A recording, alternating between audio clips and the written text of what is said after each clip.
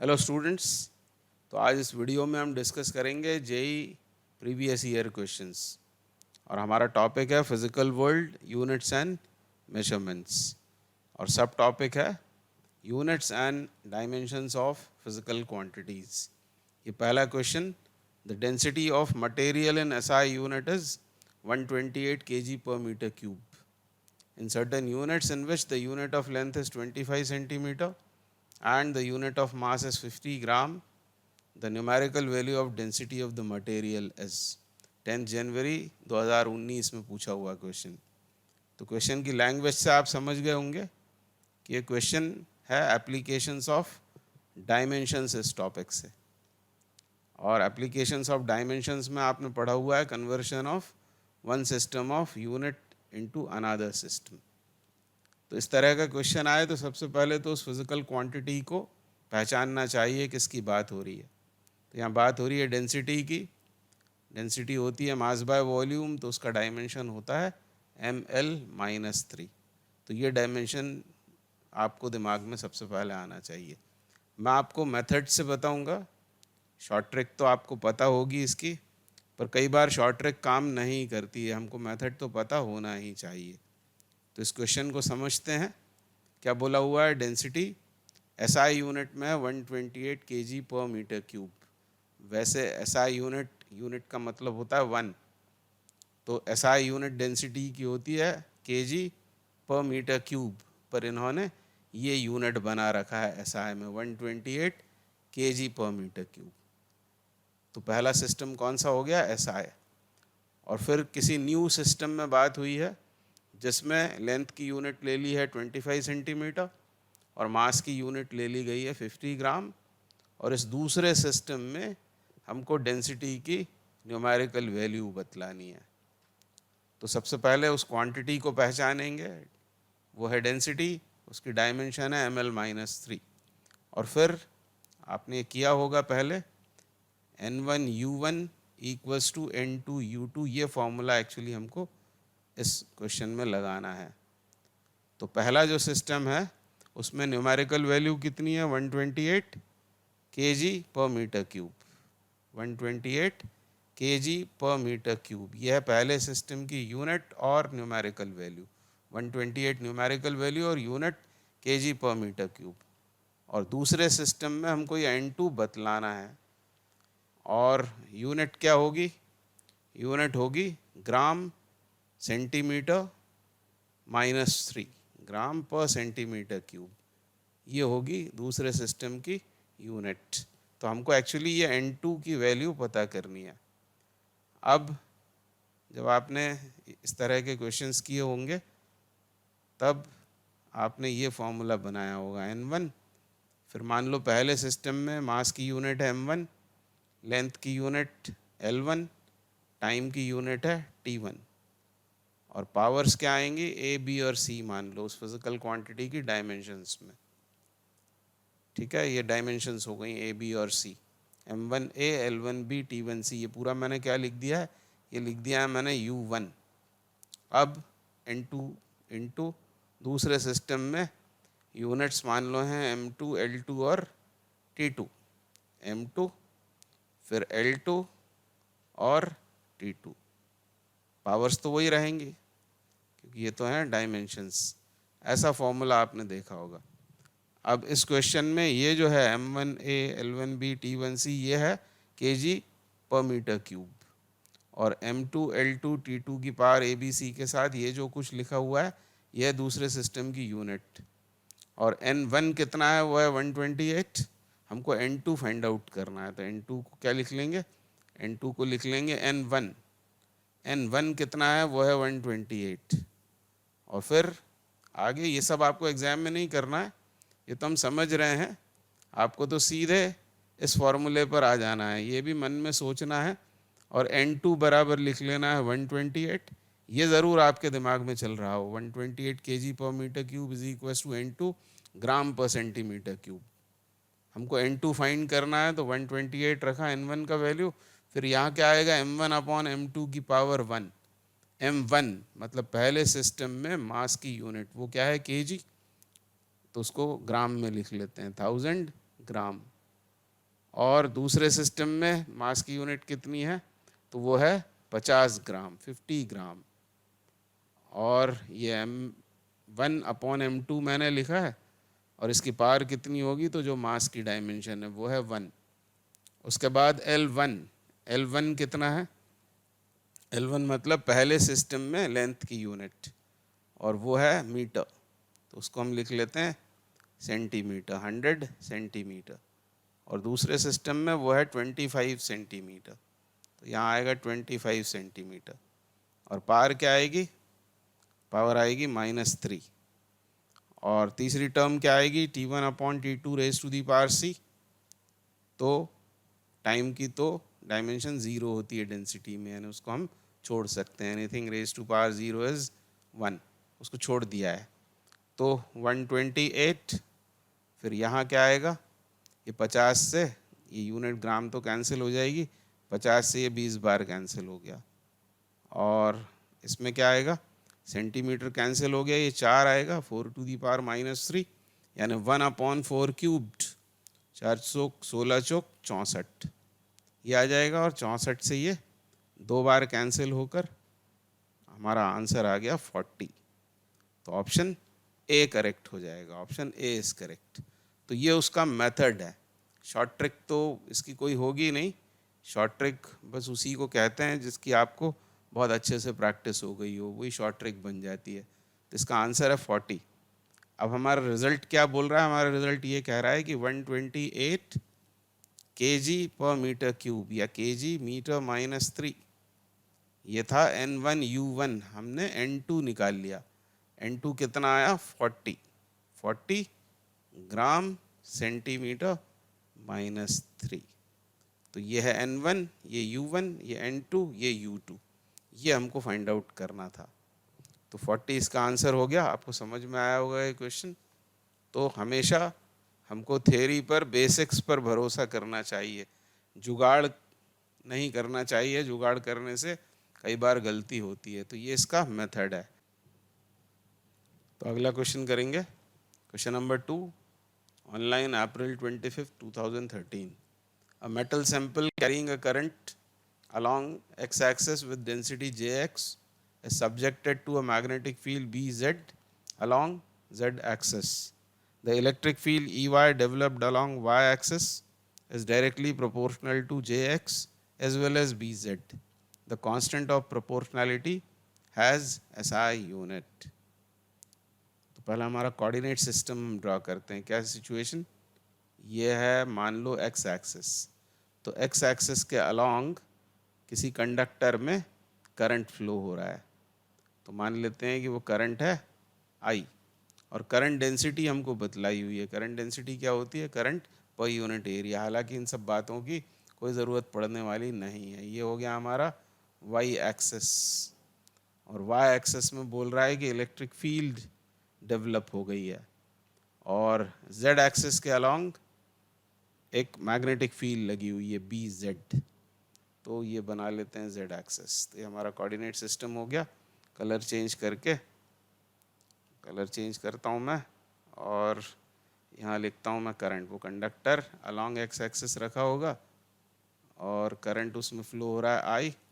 Current density बताई हुई है Jx, और करंट डेंसिटी क्या होती है, तो वो होती है current per unit area, current electricity का कॉन्सेप्ट। और Y axis, along Y axis E Y, मतलब इलेक्ट्रिक फील्ड डेवलप हो गई है। और जेड एक्सिस के अलोंग लगी हुई है मैग्नेटिक फील्ड, कितनी है वो बी जेड। तो ये सिचुएशन उसने बताई हुई है क्वेश्चन में। आगे उन्होंने कहा हुआ है कि इलेक्ट्रिक फील्ड जो वाई एक्सिस के अलोंग डेवलप हुई है वो है directly proportional to Jx as well as Bz। बस इतना भी यदि आपको ध्यान आ जाता है, और ऐसी आप इक्वेशन बना लेते हैं Ey प्रोपोर्शनल टू Jx और Bz, तब भी आपका काम बन जाएगा। ये ड्रॉ वॉ करने की बिल्कुल ज़रूरत नहीं है, डायरेक्शन से यहाँ कोई लेना देना नहीं है। अब यहाँ प्रोपोर्शनलिटी साइन हटाते हैं तो एक कांस्टेंट डालेंगे।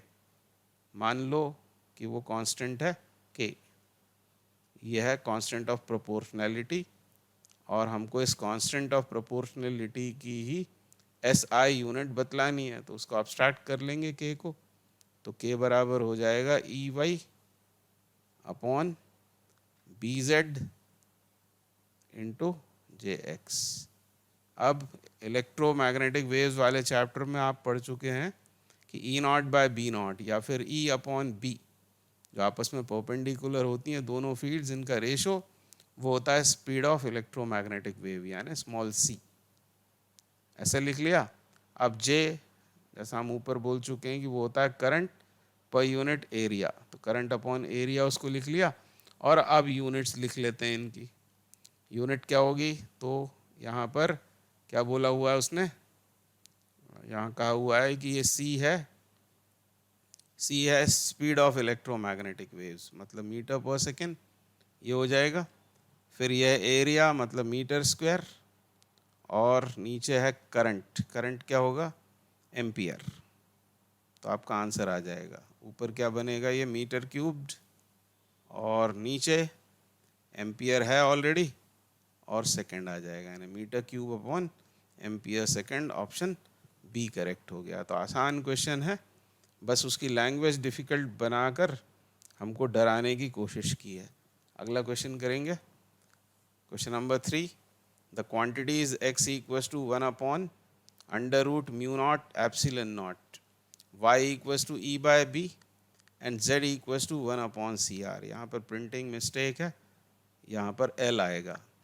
are defined where C is capacitance, R is resistance, L is length, E is electric field, B is magnetic field, epsilon naught mu naught।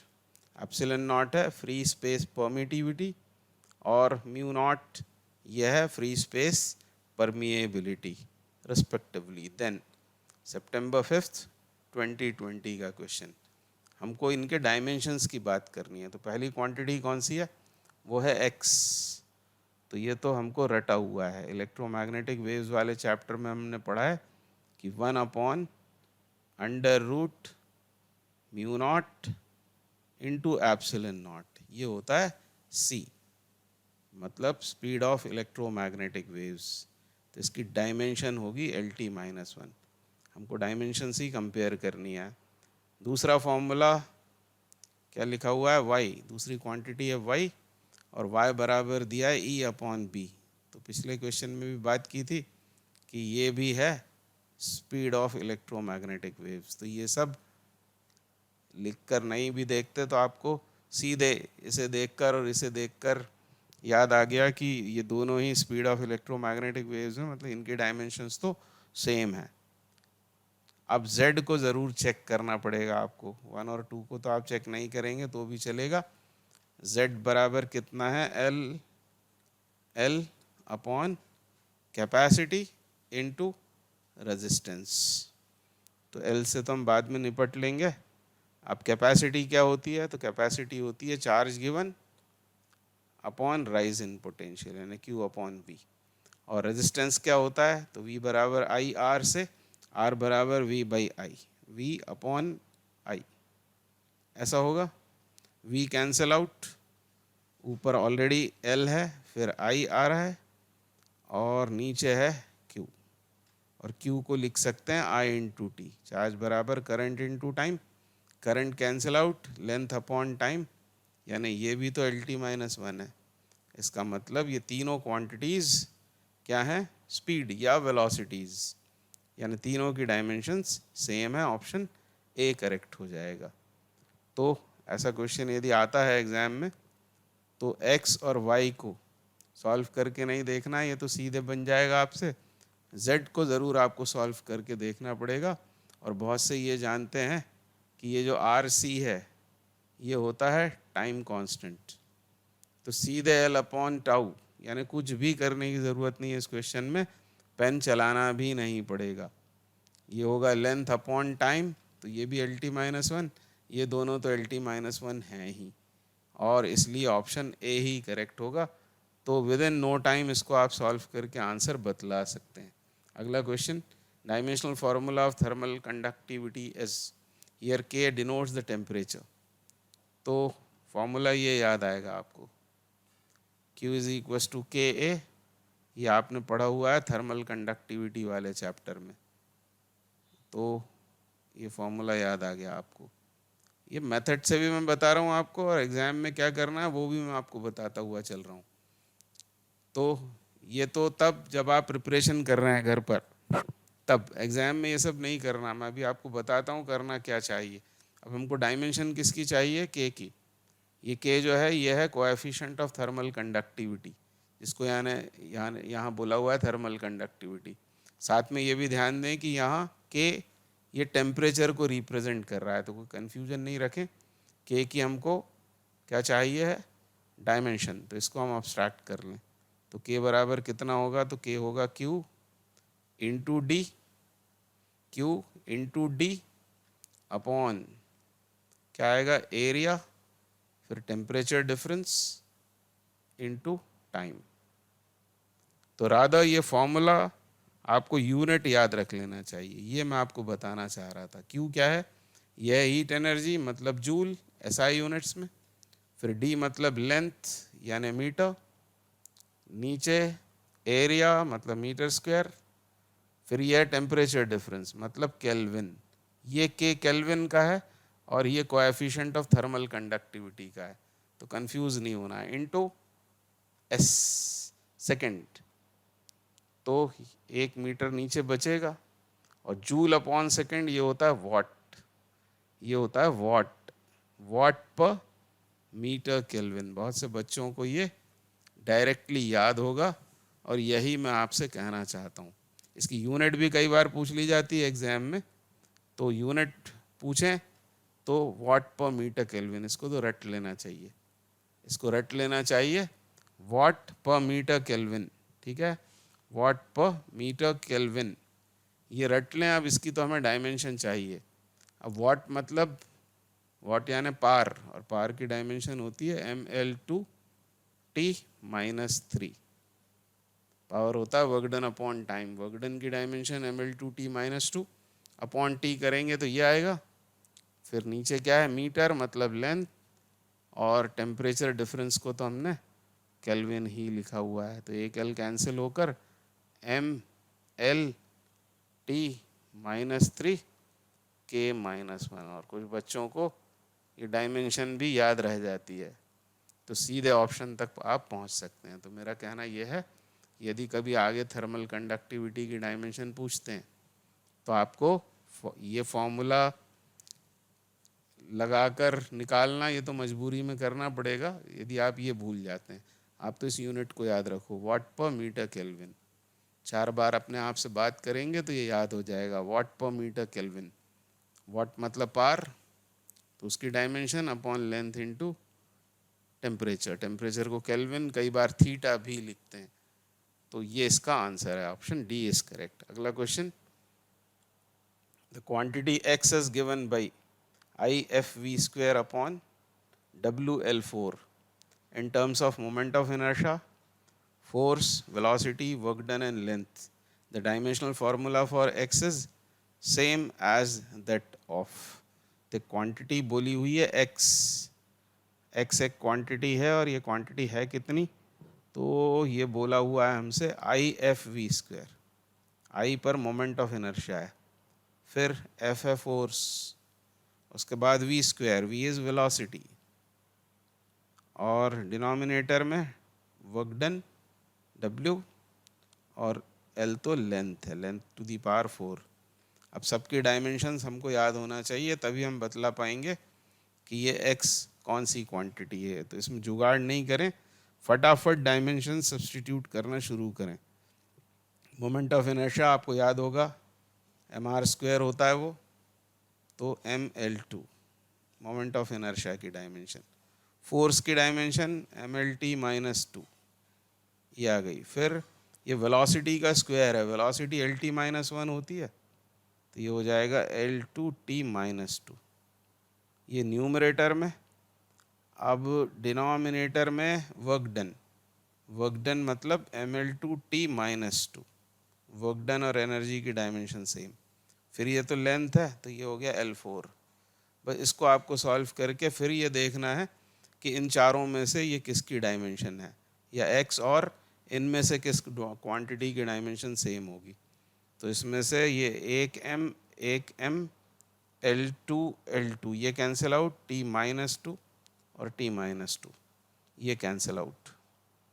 तो फिर ऊपर बच रहा है 1m, सिर्फ 1m।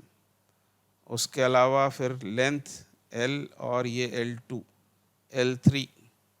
L3 और ये ऊपर जाएगा तो L-1 हो जाएगा। तो ML-1 और क्या बच रहा है, और बच रहा है T-2। तो ये बतलाना है कि ये किस फिजिकल क्वांटिटी की डायमेंशन है। तो आपको ऑप्शन से यहाँ आना पड़ेगा।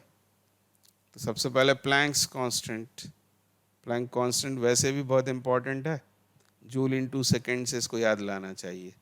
इसकी यूनिट यदि याद आ गई तो आराम से डायमेंशन आ जाएगी। जूल इनटू सेकेंड, जूल मतलब एनर्जी, ML2T-2 और एक और सेकेंड मतलब टाइम आएगा तो ML2T-1, यानी ये तो नहीं है।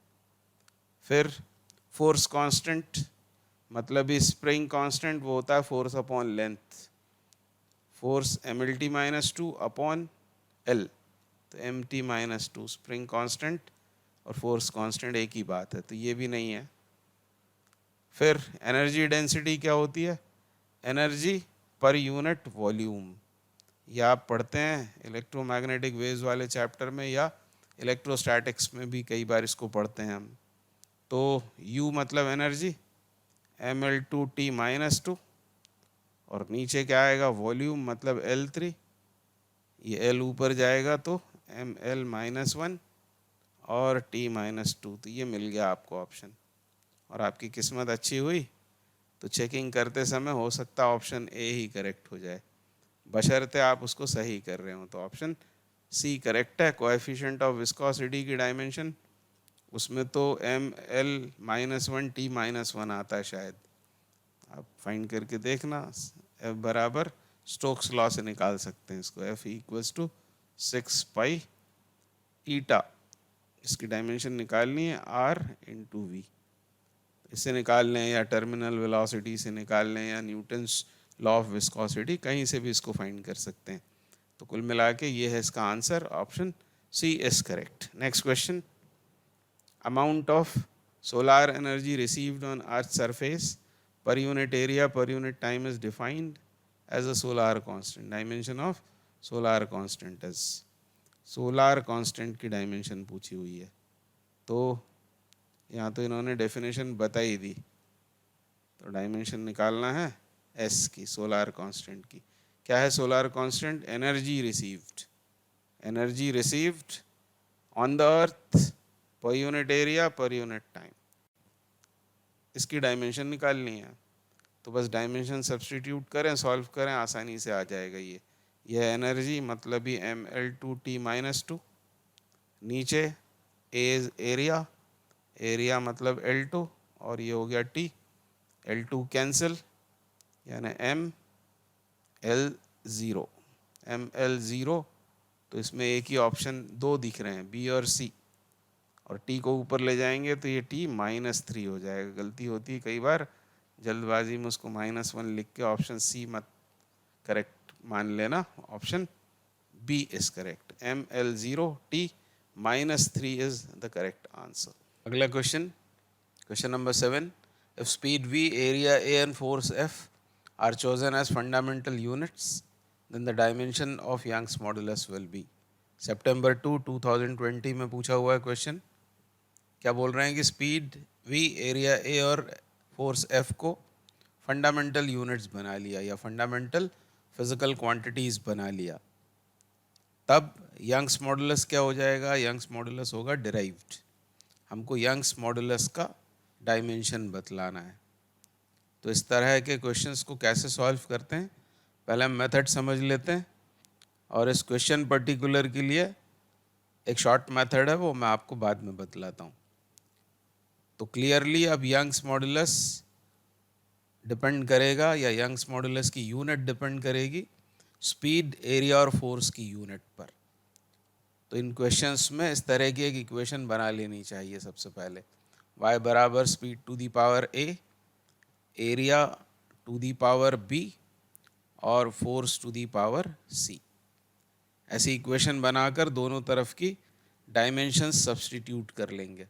y की डायमेंशन क्या होगी, तो y होता है स्ट्रेस अपॉन स्ट्रेन, स्ट्रेन की डायमेंशन होती नहीं है, स्ट्रेस होता है फोर्स अपॉन एरिया, मतलब ही M L T minus two upon L two, यानी ये हो जाएगा M L minus one T minus two, ये y की डायमेंशन। फिर इधर आर एच एस में v क्या है, v है स्पीड, यानी L T minus one, L T minus one per A, और कैपिटल ए है एरिया मतलब एल टू, और उसकी पावर कितनी होगी b, और c क्या है, f क्या है force, M L T minus two, M L T minus two to the power c। अब पावर्स को रीअरेंज करते हैं। आर एच एस में m एक ही बार आया, m की पावर होगी c के बराबर। फिर l की बात करेंगे तो l की पावर हो जाएगी a प्लस टू बी और प्लस c, ये l की पावर। और फिर t की बात करते हैं, t की पावर होगी माइनस ए माइनस टू सी। तो ये सब लिख लिया हमने। और इधर LHS में क्या है, तो LHS में M L minus one T minus two. अब हम जानते हैं प्रिंसिपल ऑफ होमोजेनिटी से इस इक्वेशन की करेक्टनेस के लिए दोनों तरफ एम एल टी की पावर्स को इक्वल होना चाहिए। तो RHS में m की पावर है c, LHS में 1, यानी c की वैल्यू तो आपको इमीडिएटली मिल गई। फिर l की पावर इधर कितनी है, a plus two B plus C, यह है l की पावर RHS में, और LHS में माइनस वन, और माइनस ए माइनस टू सी, यह है t का पावर RHS में, और LHS में है वो माइनस टू। अब c की वैल्यू यहाँ डाल देते हैं, तो minus A minus two, minus A minus two is equal to minus two, तो minus A is equal to हो जाएगा ज़ीरो, यानी ए आ गया ज़ीरो के बराबर।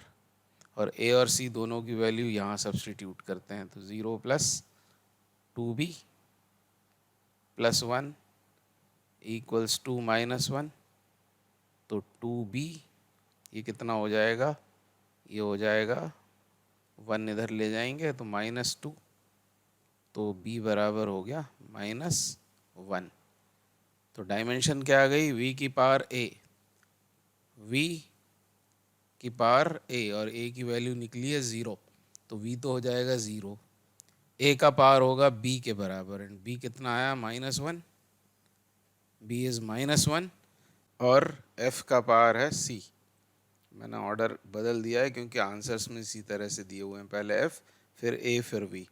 तो f का पावर है c, और c हमारे पास मिला है वन, यानी ये हो जाएगा अब डायमेंशनल फॉर्मूला यंग्स मॉडुलस का, जब f a और v को हम फंडामेंटल सपोज करेंगे। तो कौन सा ऑप्शन सही हो रहा है, तो इसका ऑप्शन सही हो रहा है डी। तो option D is correct, f1 a minus one and v zero. तो ये तो मेथड हुई। अब इस तरह का क्वेश्चन यदि एग्जाम में आएगा तो क्या करेंगे, तो हम जानते हैं यंग्स मॉडुलस होता है स्ट्रेस अपॉन स्ट्रेन। स्ट्रेन तो डायमेंशनलेस होता है, उसको हम छोड़ सकते हैं। स्ट्रेस क्या होता है, स्ट्रेस होता है force upon area, force upon area. अब यहाँ फोर्स और एरिया इनको क्या बनाया हुआ है हमने, फंडामेंटल। तो सीधे डायमेंशनल फॉर्मूला हम ऐसा लिख लेंगे, एफ ए माइनस वन, और क्योंकि v आ ही नहीं रहा है फंडामेंटल, मतलब v उसमें अपीयर ही नहीं हो रहा है y के फॉर्मूले में, तो उसकी पावर हो जाएगी ज़ीरो, यानी F A minus one V zero. यानी इस अप्रोच से डायरेक्ट आप इस आंसर पर पहुंच सकते हैं, इतना सब आपको कैलकुलेट नहीं करना पड़ेगा, पर ये मेथड होती है फुल प्रूफ, इसको इसकी हैबिट आपको होनी चाहिए। कुछ क्वेश्चंस में आपको इस तरह की ट्रिक लगाकर आंसर नहीं मिलेगा। अगला क्वेश्चन करते हैं, क्वेश्चन नंबर 7 के बाद अब 8। If momentum p, area a and time t are taken to be fundamental quantities, then the dimensional formula for energy is. तो अब मोमेंटम, एरिया और टाइम को बना लिया है फंडामेंटल, हमको डायमेंशनल फार्मूला बतलाना है एनर्जी का। तो जैसे हमने पहले बात की थी, फटाफट ऐसे इक्वेशन बना लेनी चाहिए। E is equal to momentum power A, area power B और टाइम पावर सी, और दोनों तरफ की डायमेंशन सब्स्टिट्यूट कर देना चाहिए। तो इधर हो जाएगा ये mL2T-2, और इधर क्या होगा, मोमेंटम मास इनटू वेलोसिटी, मतलब mLT-1 raised to the power A, ये हो गया। फिर एरिया होता है L2, तो ये हो जाएगा L2B, ऐसा कर देते हैं इसको, और टाइम की पावर C, और पावर्स को रीअरेंज करें तो m का पावर इधर से मिलता है a, l 2 बार आया है, a प्लस 2b वो उसकी पावर हो जाएगी, और t की power minus a plus c, और इस तरफ m1 l2 और t-2। और अब पावर्स को कंपेयर कर देते हैं दोनों तरफ, तो a तो हो गया 1, a मिल गया हमको 1, और a क्या है, p की पावर, तो p की पावर तो 1 मिलेगी डायमेंशनल फार्मूले में। और उसके बाद a plus 2b, a plus 2b यह है 2 के बराबर, a की वैल्यू डाल दें यहाँ 1, तो 2b बराबर हो गया 1, यानी b हो जाएगा हाफ, b हो गया 1/2, 1/2, यानी a का पावर आएगा हाफ, a का पावर आएगा हाफ। तो a का पावर हाफ तो सिर्फ इसमें ही दिखाई दे रहा है ना, ऑप्शन सी ही करेक्ट होगा।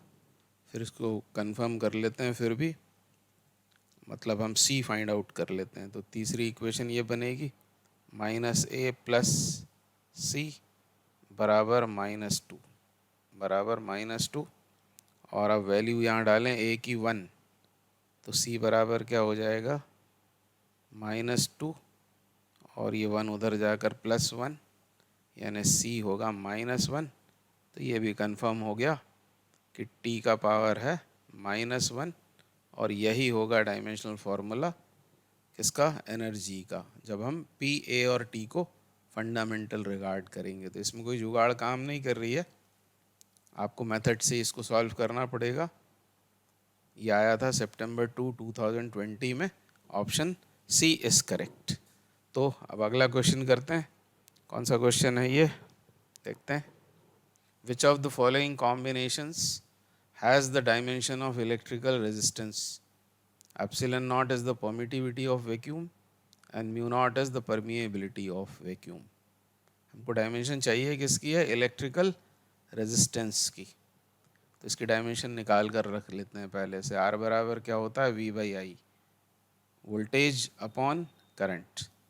अब वोल्टेज क्या होता है, तो वोल्टेज होता है work done upon charge, work done per unit charge, उसी को कहते हैं हम पोटेंशियल या पोटेंशियल डिफरेंस या voltage, work done per unit charge. तो बस आगे बढ़ें अब, तो W की डायमेंशन mL2T-2, कभी रेजिस्टेंस की डायमेंशन आती है तो यही अप्रोच रखनी चाहिए, R बराबर V/I लिख लो, V को लिख लो W/Q, और सॉल्व कर लो। अब ये क्या है, नीचे है चार्ज, मतलब AT, और ये करंट होगा एम्पियर, मतलब A, तो ये A2 बन जाएगा। और बस इसको सॉल्व करके अपने पास रख लें। L तो रहेगा 2, फिर T हो जाएगा -3, और A हो जाएगा -2। तो ये है इलेक्ट्रिकल रेजिस्टेंस की डायमेंशन। हमको बताना है इनमें से किसकी डायमेंशन इलेक्ट्रिकल रेजिस्टेंस के बराबर है। 12 अप्रैल 2019 में पूछा हुआ क्वेश्चन। तो पहला काम तो आपको यही करना पड़ेगा, और उसके बाद क्या करेंगे, अब हम एक एक ऑप्शंस लेकर काम करना पड़ेगा आपको। तो ऑप्शन 1 सेलेक्ट करते हैं सबसे पहले, और इसमें यदि आप म्यू नॉट और एप्सिलॉन नॉट की डायमेंशंस निकाल कर सब्सटीट्यूट करेंगे तो थोड़ा महंगा पड़ेगा। ये इंस्टेड क्या कर सकते हैं, ऊपर नीचे हम कर देते हैं म्यू नॉट से मल्टीप्लिकेशन, न्यूमरेटर डिनोमिनेटर में स्क्वायर रूट के अंदर, तो ये हो जाएगा म्यू नॉट स्क्वायर और यहाँ आएगा epsilon naught into mu naught. ऐसा मैंने क्यों किया, क्योंकि इलेक्ट्रोमैग्नेटिक थ्योरी से हम जानते हैं 1 under root of epsilon naught mu naught ये होता है सी के बराबर। तो म्यू नॉट स्क्वायर का रूट तो बन जाएगा म्यू नॉट और 1 under root of epsilon naught mu naught ये बन जाएगा सी। तो थोड़ा काम आपका आसान हो जाएगा। अब आपको सिर्फ म्यू नॉट की डायमेंशन फाइंड आउट करनी है। तो म्यू नॉट के डायमेंशन कहाँ से लाएं, तो हम जानते हैं सोलोनॉइड के अंदर फील्ड होती है म्यू नॉट एन आई, इससे हम म्यू नॉट की डायमेंशन निकाल सकते हैं। तो म्यू नॉट की डायमेंशन क्या हो जाएगी, बी अपॉन, थोड़ा लंबा सवाल है, करना आपको यही पड़ेगा और कोई चारा नहीं है। हो सकता है कोई शॉर्ट ट्रिक हो पर मेरे दिमाग में नहीं आ रही है अभी। तो बी अपॉन एन आई, अब बी क्या होता है, बी इज़ मैग्नेटिक फील्ड और मैग्नेटिक फील्ड न्यूटन पर एम्पियर इंटू मीटर, ये उसकी होती है यूनिट। यूनिट से आप डायमेंशन तक पहुंच जाएंगे। तो बी बराबर मैग्नेटिक फील्ड या उसको क्या कहते हैं मैग्नेटिक इंडक्शन या मैग्नेटिक फ्लक्स डेंसिटी न्यूटन पर एम्पियर इंटू मीटर।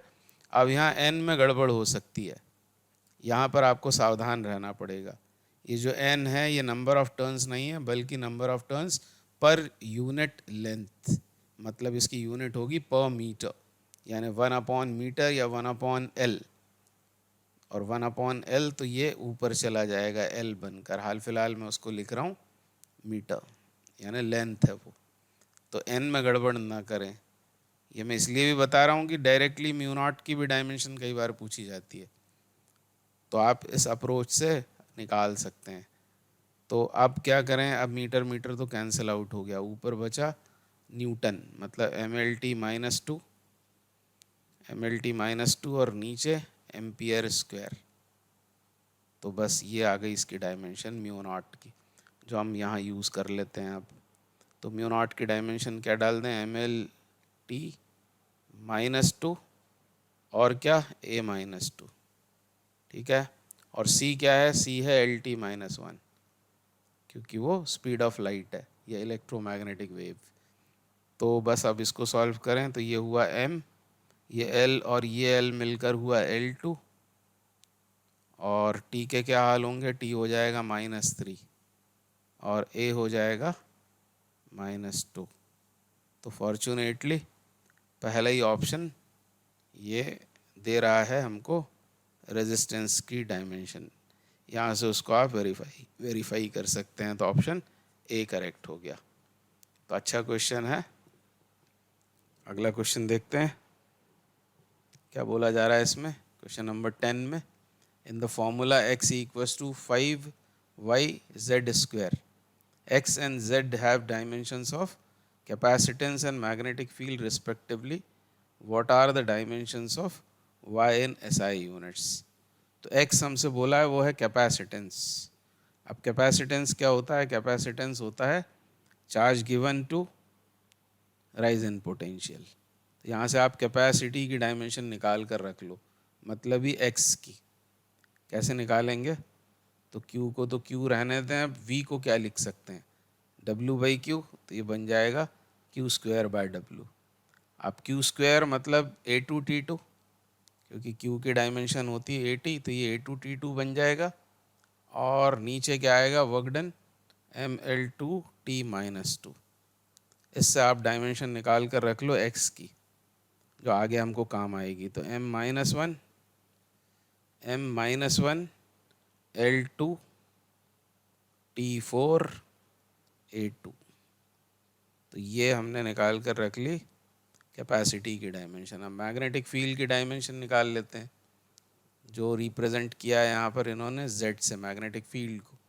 तो जैसा हमने पिछले क्वेश्चन में बात की थी, न्यूटन पर एम्पियर इंटू मीटर, ये याद आ जाए आपको बजाय फॉर्मूले के। ये फॉर्मूला इसमें कौन सा लग रहा है, F=IBL sin थीटा, तो वो ले लो, या सीधे यूनिट याद हो तो न्यूटन पर एम्पियर इंटू मीटर से सॉल्व कर लो। तो MLT-2 इज न्यूटन, डिनोमिनेटर में एम्पियर और ये लेंथ L। तो बस यहाँ से ये बन जाएगा, तो m तो हो गया 1, l कैंसिल आउट हो गया तो l 0 बन गया, t -2 हो गया और a हो गया -1। तो आपको ये निकाल कर रख ही लेना पड़ेगा पहले।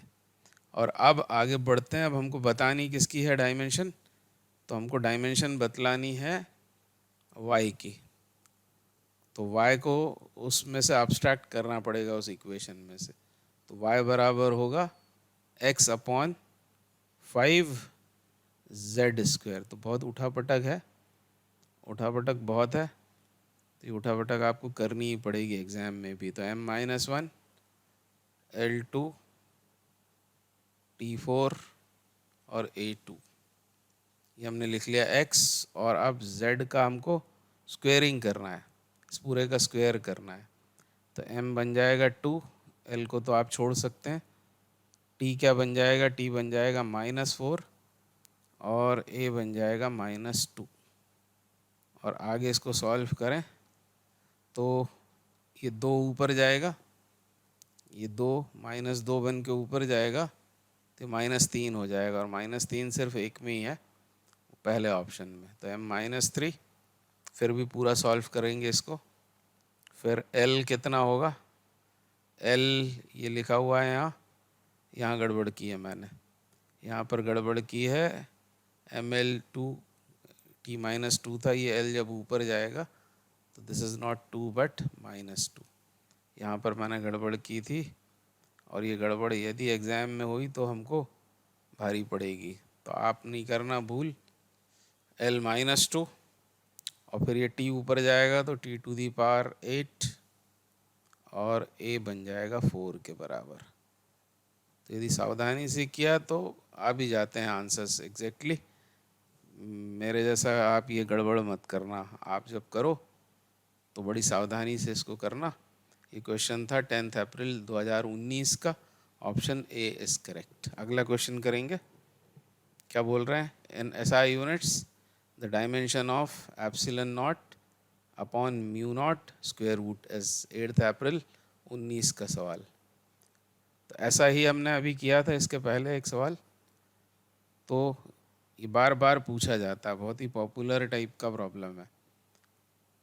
तो क्या करें, तो इसको थोड़ा आसान बनाने के लिए हम एक काम ये करते हैं कि ऊपर नीचे हम एप्सिलॉन नॉट से मल्टीप्लाई कर देते हैं। तो ये बन जाएगा epsilon not square upon mu not times epsilon not. अब फ़ायदा क्या हुआ, तो एप्सिलॉन नॉट स्क्वायर तो बनकर आ गया एप्सिलॉन नॉट बाहर, और 1/√ऑफ म्यू नॉट एप्सिलॉन नॉट, ये होता है c। यानी एप्सिलॉन नॉट c की डायमेंशन निकाल दो तो इस क्वांटिटी की डायमेंशन आ जाएगी। अब एप्सिलॉन नॉट कहाँ से लाएं, तो इलेक्ट्रोस्टैटिक्स में यदि हम कूलम्स लॉ से इसकी यूनिट लिखें तो वो क्या होती है, वो हो जाएगी coulomb square upon newton metre square. अब कूलम स्क्वायर मतलब क्या होता है, A2T2 न्यूटन, न्यूटन मतलब mLT-2 और मीटर स्क्वायर मतलब L2। इसको सॉल्व करके आप इसकी डायमेंशन निकाल लो।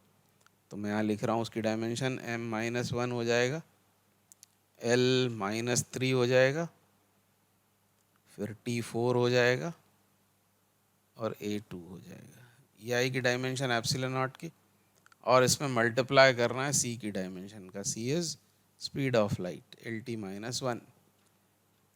अब इसको आगे सॉल्व कर देते हैं। तो जिस ऑर्डर में इन लोगों ने लिखा हुआ है ऑप्शंस में, उसी ऑर्डर में हम लिखते हैं। पहले लिखते हैं a, तो a की पावर कितनी है, a की पावर 2 है, कहीं और a आ ही नहीं रहा है, मतलब मेरे ख्याल से यही ऑप्शन सही होना चाहिए। फिर भी चेक करते हैं, t की पावर क्या हो जाएगी, ये t4 है, t-1 है, तो t3 हो जाएगा। ये भी सही हुआ। m वो तो है ही -1, अकेला है और उसकी पावर -1 है। और फिर बात करना है लेंथ की, तो लेंथ यहाँ से -3, यहाँ से 1 यानी -2 हो जाएगी, तो l-2। तो फिट हो रहा है ऑप्शन डी में, ऑप्शन डी करेक्ट हो गया। तो बहुत सावधानी से, पेशेंस रखते हुए, प्यार से उसको सॉल्व करेंगे तो आंसर्स आ जाते हैं। तो नेक्स्ट क्वेश्चन करके देखते हैं। Question number 12, let LRCV represents inductance, resistance, capacitance and voltage respectively. The dimensions of L by RCV. L upon RCV की डायमेंशन चाहिए। क्वांटिटीज़ ये क्या क्या हैं? L is inductance, R is resistance, C is capacitance and V is voltage। तो कुछ बच्चे जैसे इसको पढ़ेंगे तो वो जुट जाएंगे काम में। इंडक्टेंस, रेजिस्टेंस, कैपेसिटेंस, वोल्टेज सबकी डायमेंशन निकाल कर इसमें सब्सटीट्यूट करके फिर वो फाइंड आउट करेंगे उसकी डायमेंशन। इंस्टेड ये याद आना चाहिए, यदि आपने ध्यान से सब कुछ पढ़ा हुआ है तो आप जानते हैं L by R, inductance upon resistance, ये क्या होता है? ये होता है टाउ, टाइम कांस्टेंट। मैं आपको याद दिला रहा हूँ, LR सर्किट का टाइम कांस्टेंट है ये, मतलब ही टाइम है। तो हमको हमारा टाइम खराब नहीं करना है, L बाई आर को T लिख लेना है, सिंपल। अब सी वी की बात करें तो C बराबर क्या होता है? Capacity is Q by V. Obviously ये जो सी वी होगा ये है चार्ज, और चार्ज क्या होता है? चार्ज होता है AT, चार्ज की डायमेंशन होती है AT। तो टी टी कैंसिल आउट होकर वो बन जाएगा A-1। ऑप्शन बी करेक्ट हो गया। ये 12 जनवरी 2019 में पूछा हुआ क्वेश्चन है। तो आप देख रहे हैं कि यदि आप सावधान रहेंगे और लॉजिकली यदि काम करेंगे तो फिर बहुत मेहनत नहीं करना पड़ती बहुत सारे सवालों में, बशर्ते आप कूल रहें, आराम से सॉल्व करें, कोई टेंशन ना लें, क्योंकि बहुत जल्दी जल्दी करने से ही सब कुछ होता है। शॉर्ट ट्रिक्स पता हो उसी से कुछ होता है, ऐसा नहीं है। आपको बस प्यार से उसको पढ़ना है चीज़ों को, और पूरा पूरा पढ़कर जाना है, कोई भी टॉपिक छोड़ना नहीं है। आगे बढ़ते हैं। तो अभी नेक्स्ट क्वेश्चन करेंगे, question number 13। The force of interaction between two atoms is given by F equals to alpha beta exponential minus X square upon alpha K T, where x is the distance, k is the Boltzmann constant and T is temperature, and alpha and beta are two constants, the dimensions of beta is। तो एक equation हमको दिया हुआ है, F बराबर क्या बोल रहे हैं?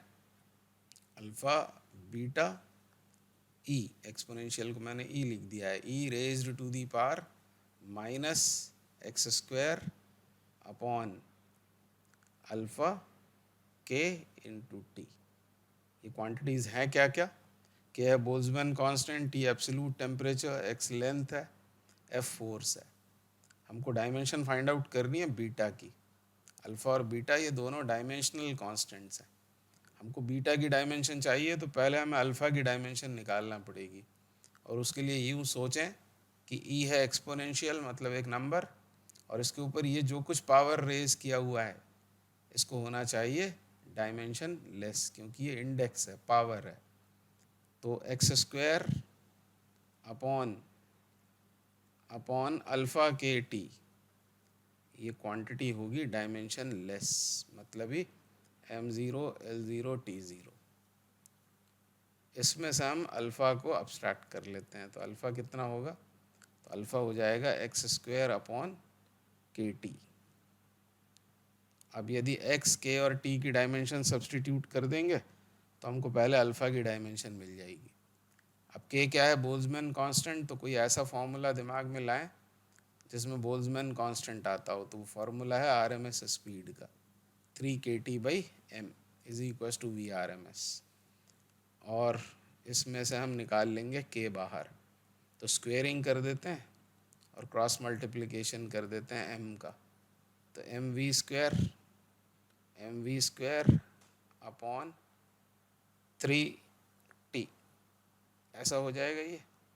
तो ये है k, यहाँ से आप k की डायमेंशन निकाल सकते हैं। तो m is mass, v is velocity squared, मतलब L2t माइनस 2, और नीचे है टेम्परेचर, 3 तो डायमेंशन लेस है, तो टेम्परेचर को हम पहचान के लिए थीटा लिख लेते हैं हाल फिलहाल।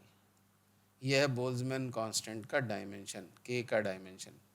अब इसको यूज़ करते हैं इधर, कहाँ पर, यहाँ पर यूज़ कर लेंगे तो हमको अल्फ़ा की डायमेंशन मिल जाएगी। तो अल्फ़ा बराबर क्या लिखेंगे, L2, क्योंकि x है डिस्टेंस, के ये आ रखा है जो हमारे पास में, ml2 t minus 2 upon theta, तो थीटा ऊपर चला गया। और t क्या है यहाँ पर जो t लिखा हुआ है ये टाइम नहीं है बल्कि ये है टेम्परेचर, तो इसको भी थीटा लिख लेते हैं। तो थीटा थीटा कैंसिल आउट हो गया, L2 भी कैंसिल आउट हो गया, तो क्या मिल गया हमको, m ऊपर जाने पर -1 और t ऊपर जाने पर T2। तो ये आ गई अल्फ़ा की डायमेंशन। अब वापस इस इक्वेशन में जाएं तो ये जो क्वांटिटी है ये तो डायमेंशन लेस है, तो f बराबर अल्फ़ा इंटू बीटा होगा। तो यहाँ से हम निकाल लेंगे बीटा, और बीटा हो जाएगा f बाय अल्फ़ा, यानी फोर्स की डायमेंशन को किससे, अल्फ़ा की डायमेंशन से डिवाइड कर देंगे तो हमको बीटा का डायमेंशन मिल जाएगा। तो mlt -2 divided by dimensions of alpha which is m-1 T2। तो ये m ऊपर जाएगा तो इसको बना देगा ये m2, l ऑलरेडी आ रहा है अकेला है, और t ऊपर जाएगा तो इसको बना देगा ये -4। तो m2 l1 t -4, तो ऑप्शन बी करेक्ट हो गया। ये 11 जनवरी 2019 का सवाल था, बहुत ही अच्छी प्रॉब्लम है। इसमें आपको बहुत सावधान रहना पड़ेगा, बहुत इत्मीनान से इसको सॉल्व करना पड़ेगा, तभी ये आपसे सॉल्व होगा। m2 l1 t -4, तो इम्पॉर्टेंट क्वेश्चन है। अगला क्वेश्चन देखते हैं क्या बोल रहे हैं। if speed v, acceleration a and force f are considered as fundamental units, the dimensions of Young's modulus will be। तो इस तरह का क्वेश्चन हम पहले भी कर चुके हैं। अब स्पीड, एक्सेलरेशन और फोर्स दे रखे हैं फंडामेंटल, हमको यंग्स मॉडुलस की डायमेंशन बतानी है। तो फटाफट ऐसी एक इक्वेशन बनाएं, वी ए, ये फुल प्रूफ मेथड होती है, कोई भी ट्रिक विक लगाने के चक्कर में नहीं पड़े, नहीं तो उलझ के रह जाएंगे। ऐसी इक्वेशन बनाओ फटाफट, फिर दोनों तरफ के डायमेंशन सब्सटीट्यूट कर दो। ये स्ट्रेस, स्ट्रेस मतलब force upon area, ml t-2 upon L2 यानी ml-1 t-2, ये आ गया।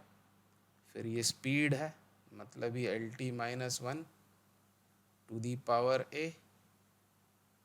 फिर ये है एक्सेलरेशन, LT-2 पावर b, और ये है फोर्स, मतलब ये mlt-2 पावर c। अब पावर्स को रीअरेंज कर लेते हैं फटाफट। तो यहाँ सिर्फ एक बार ही आ रहा है m, उसकी पावर है c। l की बात करें तो l यहाँ से मिलेगा a, यहाँ से मिलेगा b, और यहाँ से मिलेगा c। फिर t की बात करते हैं तो t -a -2b -2c, ऐसी इक्वेशंस बनेंगी। और इस तरफ ये लिखा हुआ है ml-1 t-2। अब पावर्स को कंपेयर कर लेते हैं, कलर चेंज कर लेते हैं, ग्रीन से लिख के देखते हैं। तो इधर m का पावर c, इधर 1, यानी c बराबर तो आ गया 1। दूसरी इक्वेशन बनेगी जब l की पावर्स कंपेयर होंगी, तो a + b + c बराबर -1। तो c डाल दें यहाँ पर, c की वैल्यू 1 डाल देते हैं, तो ये बन गया a + b बराबर -2, तो एक वेरिएबल कम हो गया। और तीसरी equation a + 2b + 2c, minus का मैंने मल्टीप्लाई कर दिया पहले ही, और उस तरफ था -2, तो वो बन जाएगा 2, और c की वैल्यू डाल दें यहाँ, तो a + 2b ये हो जाएगा 0। a + 2b 0 है, और इसमें 2 का मल्टीप्लाई कर देते हैं और इसके नीचे यहाँ पर लिख लेते हैं, इक्वेशन 2 बन जाएगी ये। तो 2a प्लस 2b बराबर -4 और सब्ट्रैक्ट कर दें तो इधर क्या होगा, a plus 2b minus 2a minus 2b cancel out हो जाएगा और यहाँ से क्या मिलेगा, a माइनस 2a मतलब माइनस a बराबर 0 माइनस -4 यानी 4। तो a आ गया हमारे पास में -4। a -4 आना मतलब a कौन किसकी थी पावर, v की, तो v का पावर आ गया -4। -4 वाला ऑप्शन सी या डी, ये दो हैं।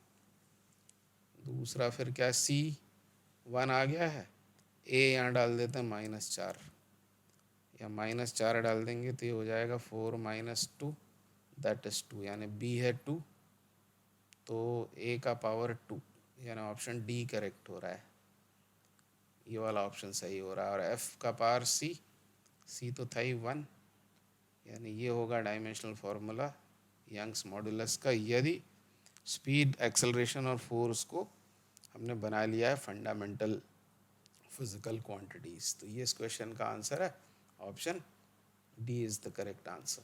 Question 15, a quantity f is given by f equals to under root hc5 upon capital G, where c is the speed of light, g is universal gravitational constant, h is Planck's constant, dimensions of f is that of।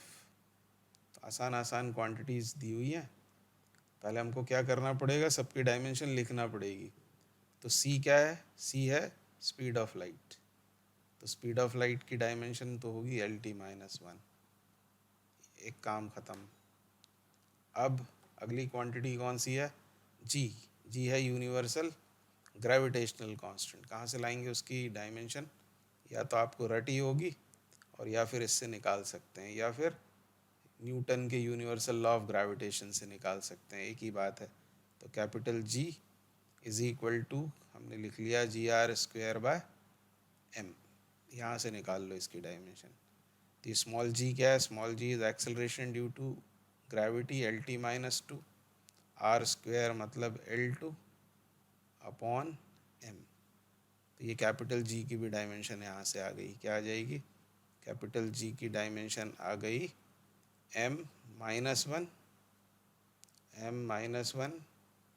L3T-2। कुछ बच्चों को ये याद भी होगी। Capital G आ गया, उसके अलावा प्लैंक्स कांस्टेंट चाहिए। फिर प्लैंक्स कांस्टेंट के लिए मतलब h के लिए अच्छा होगा यदि आपको जूल इंटू सेकेंड याद आ जाता है, या फिर E is equals to H nu याद आ जाता है, या फिर E is equals to NH/2π याद आ जाता है। कुछ भी जूल इंटू सेकेंड प्रेफरेबल है। तो जूल मतलब mL2T-2, ये जूल हुआ, मैं यूनिट से बात कर रहा हूँ, h की यूनिट होती है जूल इंटू सेकेंड। ये जूल मतलब एनर्जी का डायमेंशन इंटू सेकेंड, सेकेंड मतलब हो गया T, तो ये बन जाएगा इसका डायमेंशन, क्या आ जाएगा mL2T-1। तो ये आ गया प्लैंक्स कांस्टेंट का डायमेंशन। अब ये जो दी हुई क्वांटिटी है उसकी बात कर लेते हैं, मतलब ये f की बात कर लेते हैं। क्या है f है अंडर रूट h मतलब mL2T-1 इंटू C5। तो C तो है LT-1, उसकी पावर 5 यानी L5 और T-5 होगा अपॉन G कितना है m-1 L3T-2। अब इसको सॉल्व करना है। अब स्क्वायर रूट के अंदर क्या बचेगा देखते हैं। अब इस m को ऊपर ले जाएंगे तो ये बन जाएगा m2। L3 है ये, ऑलरेडी यहाँ पर कितने L हैं, 7, L7 और ये L3 ऊपर जाने पर ये बन गया L4 और T यहाँ पर है -6 और T -2 ऊपर जाएगा तो -4 बच जाएगा, -4 और ये स्क्वायर रूट के अंदर है तो क्या बचेगा finally M L2 T -2। Clearly ये क्या है, ये है energy, and so option B is correct.